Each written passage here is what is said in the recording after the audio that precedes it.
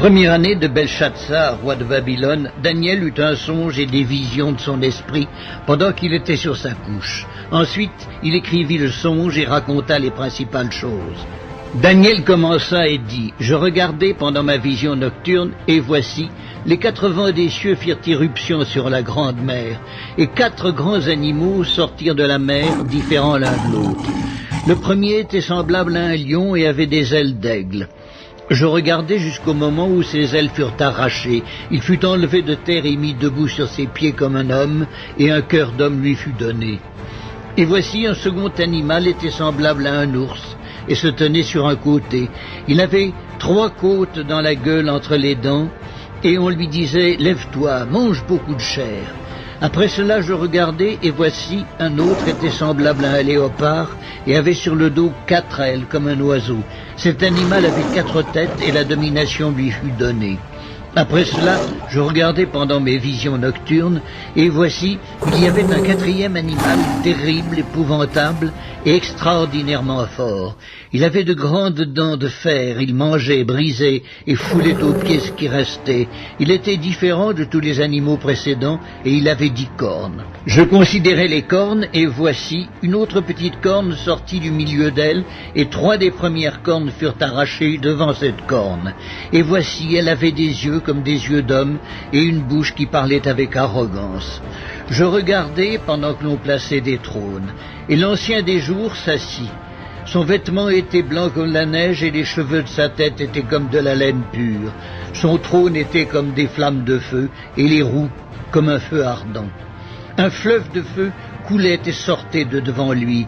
1000 milliers le servaient, et 10 000 millions se tenaient en sa présence. Les juges s'assirent, et les livres furent ouverts. Je regardai alors à cause des paroles arrogantes que prononçait la corne, et tandis que je regardais, l'animal fut tué et son corps fut anéanti, livré au feu pour être brûlé. Les autres animaux furent dépouillés de leur puissance, mais une prolongation de vie leur fut accordée jusqu'à un certain temps. Je regardai pendant mes visions nocturnes, et voici, sur les nuées des cieux arriva quelqu'un de semblable à un fils de l'homme. Il s'avança vers l'ancien des jours, et on le fit approcher de lui. On lui donna la domination, la gloire et le règne. Et tous les peuples, les nations et les hommes de toutes les langues le servirent. Sa domination est une domination éternelle qui ne passera point, et son règne ne sera jamais détruit. Moi, Daniel, j'eus l'esprit troublé au-dedans de moi, et les visions de ma tête m'effrayèrent. Je m'approchai de l'un de ceux qui étaient là, je lui demandai ce qu'il y avait de vrai dans toutes ces choses. Il me le dit et m'en donna l'explication. Ces 4 grands animaux, ce sont 4 rois qui s'élèveront de la terre. Mais les saints du Très-Haut recevront le royaume, et ils posséderont le royaume éternellement, d'éternité en éternité. Ensuite, je désirais savoir la vérité sur le 4e animal, qui était différent de tous les autres, extrêmement terrible, qui avait des dents de fer et des ongles d'airain, qui mangeait, brisait et foulait aux pieds tout ce qui restait. Et sur les 10 cornes qu'il avait à la tête, et sur l'autre qui était sortie, et devant laquelle 3 autres étaient tombés, sur cette corne, qui avait des yeux, une bouche parlant avec arrogance et une plus grande apparence que les autres, je vis cette corne faire la guerre aux saints et l'emporter sur eux, jusqu'au moment où l'ancien des jours vint donner droit aux saints du Très-Haut, et le temps arriva où les saints furent en possession du royaume. Il me parla ainsi. Le 4e animal, c'est un 4e royaume qui existera sur la terre, différent de tous les royaumes, et qui dévorera toute la terre, la foulera et la brisera. Les 10 cornes, ce sont 10 rois qui s'élèveront de ce royaume. Un autre s'élèvera après eux, il sera différent des premiers, et il abaissera 3 rois.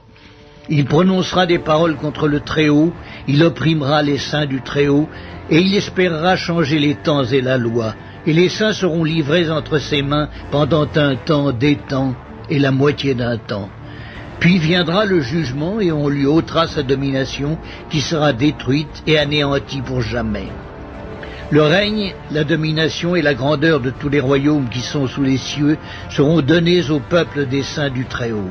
Son règne est un règne éternel, et tous les dominateurs le serviront et lui obéiront. Ici finirent les paroles. Moi, Daniel, je fus extrêmement troublé par mes pensées, je changeai de couleur et je conservai ces paroles dans mon cœur.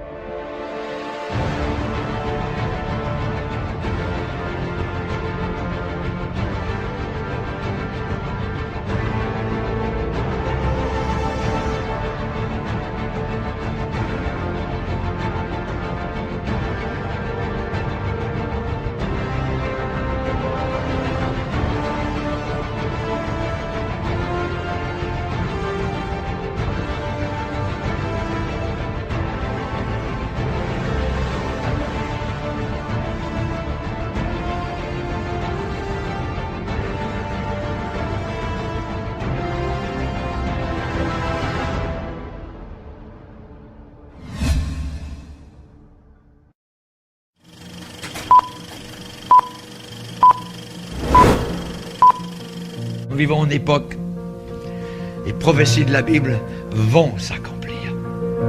Elles se réalisent.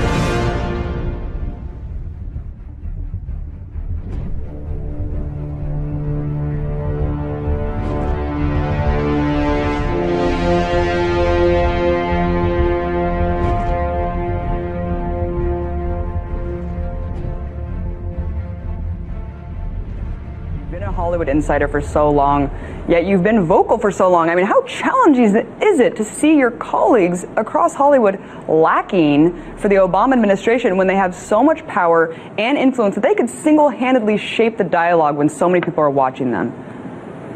Well, I think that, you know, this is a culture of fear, and nobody's more afraid than people in Hollywood. They're afraid that they'll drop out of the top, you know.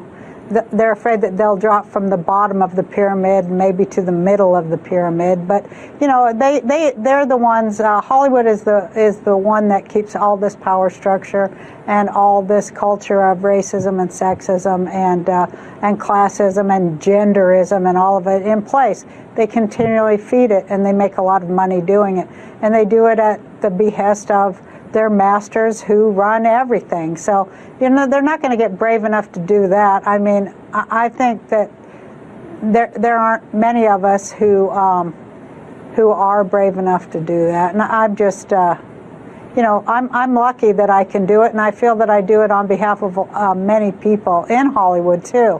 I go to Hollywood parties, or you know, occasionally I go to Oscar parties and things like that, and people, big stars, people will grab me by the arm and take me aside and say, "I just want to thank you for the things you say." And it blows my mind, but that's the culture. It's a culture of fear for sure. You know, and it's a big culture of mind control too. MK Ultra mind control rules in Hollywood. If you don't know, Google that and look into it. Well, we've talked about Operation Mockingbird, MK Ultra mind control stuff from, I mean, this goes back decades and decades. But Roseanne, I mean, do you know people have been blacklisted? I mean, is it just kind of a self-censorship in Hollywood, or do people actually get edged out if they are too much against the grain? Yeah, it's self-censorship after a while, but it's not just a crazy self-censorship. It's self-censorship because there's actually a danger that you will never work again. And people know it. Everybody has friends that it happened to, that maybe you said too much, or maybe you were too vocal on unpopular